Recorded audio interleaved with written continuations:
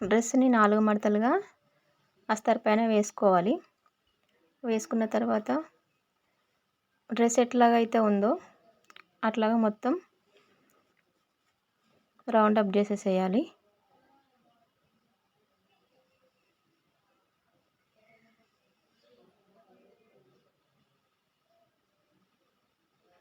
కొంచెం ఎక్స్ట్రా ఖర్చుల కోసం ఒక 2 ఇంచ్ ఎక్స్ట్రా తీసుకోవాలి. కొంచెం ఎక్స్ట్రాగా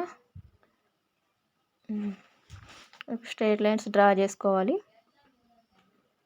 ఎందుకంటే మనకి నీట్గా కనిపించాలి కదా కట్ చేసేటప్పుడు. చంక భాగం నెక్ ఏదైతే డ్రా చేసేసినామో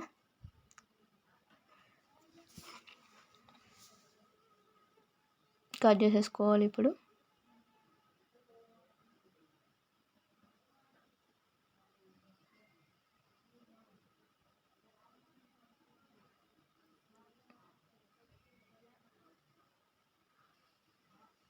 అస్తర్ పీస్ని ఒరిజినల్ పీస్ పైన వేసుకోవాలి. అస్తర్ పీస్ 4 మడతలు వేసేసి ఒరిజినల్ పీస్ని యథాస్థితిగా దానిపైన వేసేసుకోవాలి. సో అంటే దాని క్లాత్ కంటే కొంచెం 2 ఇంచ్ ఎక్స్ట్రా తీసుకోవాలి. నేనైతే మొత్తం టోటల్ తీసుకుంటున్నాను. అంటే లెంత్ వాళ్ళు ఎక్కువ అడిగారు కాబట్టి టోటల్గా క్లాత్ ఎంత అయితే ఉందో అంత తీసుకుంటున్నాను. మీరు మీ ఇష్టం, చిన్నగా అయితే చిన్నగా, అస్తరు కంటే ఒక 2 ఇంచ్ ఎక్స్ట్రా అంటే ఎక్స్ట్రా తీసుకోవచ్చు, మీ ఇష్టం అది.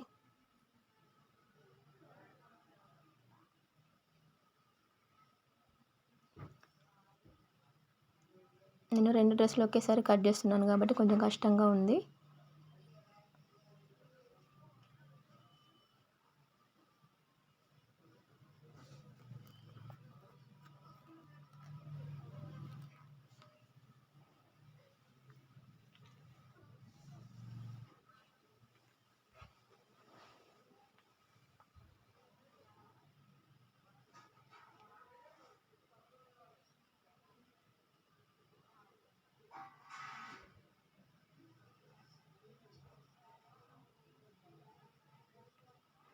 నా కత్తెర కొంచెం షార్ప్గా లేదు, కొంచెం ఏమనుకోకుండ్రి.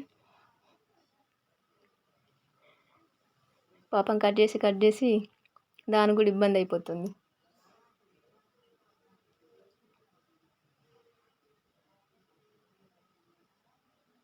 కటింగ్ అయితే అయిపోయింది. హ్యాండ్స్ కట్ చేసుకుందాం. హ్యాండ్స్ ఎట్లా అంటే 4 ఫోల్డింగ్ పెట్టుకొని మనం హ్యాండ్ అంటే అది ఏమంటారు, పాత టాప్ ఎట్లయితే ఉందో దాని లెక్కనే కట్ చేసేసుకోవాలి. నేనైతే దాని అంతనే తీసుకుంటున్నాను కొలత. ఎక్స్ట్రా అంటే ఎక్స్ట్రా కూడా తీసుకోవచ్చు. నేను ఓన్లీ ఎల్బో హ్యాండ్స్ తీసుకుంటున్నాను.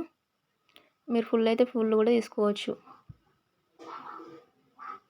సేమ్ కటింగ్లో అయితే చేంజ్ ఏమి ఉండదండి. కొంచెం లెంత్ పొడవు అంతే ఉంటుంది. కటింగ్ అయితే సేమ్ ఉంటుంది.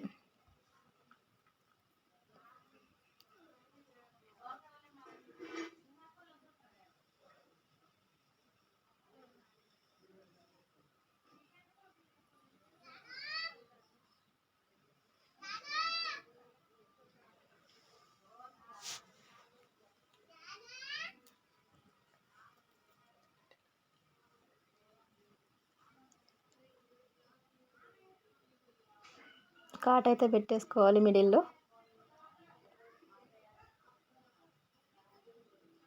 ఓకే, హ్యాండ్ కటింగ్ కూడా అయిపోయింది.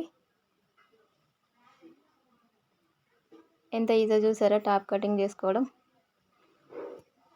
నేనైతే ఒకేసారి 3 డ్రెస్సులు అయితే కట్ చేశాను. అంటే అవి ఒకరివే కాబట్టి, వేరు అయితే కష్టం, కానీ ఒకలే కాబట్టి ఒకేసారి కట్ చేసుకోను. ఒకే మెజర్మెంట్ తోటి అన్ని